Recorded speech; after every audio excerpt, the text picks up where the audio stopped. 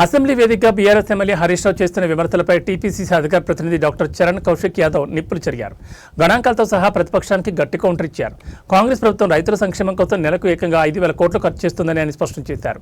కేవలం మాటలు చెప్పడం కాదు, ఇప్పటికీ 21,000 కోట్ల రుణమాఫీని విజయవంతంగా పూర్తి చేశామని గుర్తు చేశారు.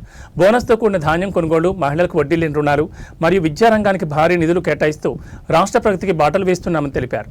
గత బీఆర్ఎస్ ప్రభుత్వం రాష్ట్రాన్ని అప్పుల ముంచిందని, ఇప్పుడు తాము ఆ గందరగోళం నుంచి రాష్ట్రాన్ని చక్కదిద్దుతున్నామని చరణ్ కౌశిక్ యాదవ్ ఆరోపించారు. హరీష్ రావు గారు నిండు అసెంబ్లీ వేదికగా పచ్చి అబద్ధాలు విష ప్రచారం చేసే ప్రయత్నం హరీష్ రావు గారు చేస్తూ ఉన్నారు. ఏదో బీఆర్ఎస్ ప్రభుత్వంలో రైతులకేదో మేలు జరిగింది, కాంగ్రెస్ ప్రభుత్వం వచ్చిన తర్వాత రైతులకేదో కీడు జరిగిందని చెప్పే ప్రయత్నం హరీష్ రావు గారు చేస్తూ ఉన్నారు. తెలంగాణ రాష్ట్రంలో కాంగ్రెస్ ప్రభుత్వం అధికారంలోకి వచ్చిన తర్వాత కేసీఆర్ గారి ప్రభుత్వంలో నెలకు 2,300 కోట్ల రూపాయలు ఖర్చు పెడితే కాంగ్రెస్ ప్రభుత్వంలో 5,000 కోట్ల రూపాయలు నెలకు ఖర్చు పెడతా ఉన్నారు. ఒకేసారి ఒకే విడతలో 21,000 కోట్ల రూపాయలు రుణమాఫీ చేశారు. 500 రూపాయలకే 500 రూపాయల బోనస్ ఇస్తా ఉంది రాష్ట్ర ప్రభుత్వం. అదే కాకుండా గతంలో తరుగు పేరు మీద వడ్లు కొనుగోలు చేస్తే 7 నుంచి 8 కిలోలు తరుగు తీసేవారు. తరగనే ప్రసక్తి లేకుండా 48 గంటల్లో రైతుల ఖాతాల్లో అమౌంట్ డిపాజిట్ చేస్తుంది రాష్ట్ర ప్రభుత్వం. అదే కాకుండా కాంగ్రెస్ ప్రభుత్వం వచ్చిన తర్వాత రైతు భరోసా సాయం 5,000 దాన్ని 6,000 రూపాయలు చేశారు. అదే కాకుండా మెషినరీస్ మీద సబ్సిడీ ఇస్తా ఉన్నారు.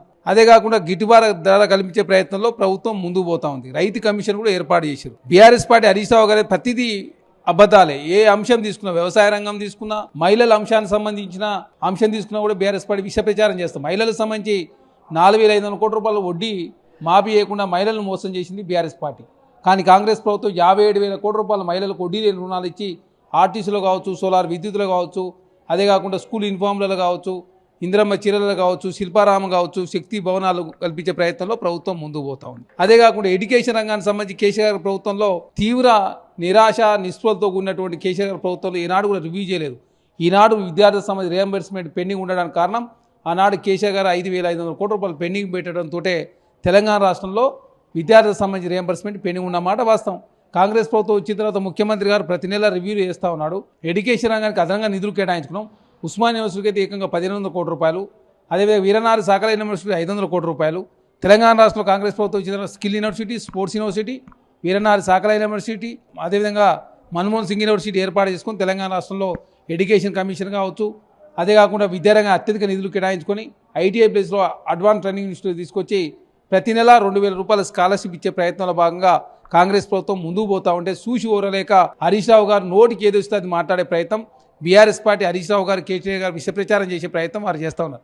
కాంగ్రెస్ పార్టీ గురించి మాట్లాడే ముందు బీఆర్ఎస్ పార్టీ ఆనాడు 5 సంవత్సరాల నుంచి అధికారంలో ఉన్నప్పుడు కానీ, తర్వాత 5 సంవత్సరాలు రెండోసారి అధికారంలో ఉన్నప్పుడు కానీ, 10 సంవత్సరాల కాలంలో బీసీలకు కానీ, మహిళలకు కానీ, మైనార్టీలకు కానీ, అదే కాకుండా విద్యా వైద్యం చేతి విషయంలో నిర్లక్ష్యం వహించి తెలంగాణను అప్పులపాలు చేసి ఆగమాగం చేసి ఆర్థికంగా చితికిపోయడానికి కారణం బీఆర్ఎస్ పార్టీ తీసుకున్న అసమర్థ నిర్ణయాలు. కాబట్టి హరీష్ రావు గారు కావచ్చు, కేటీఆర్ గారు ఏ విష ప్రచారం చేసే ప్రయత్నం చేసినా తెలంగాణ సమాజం అంగీకరించరు.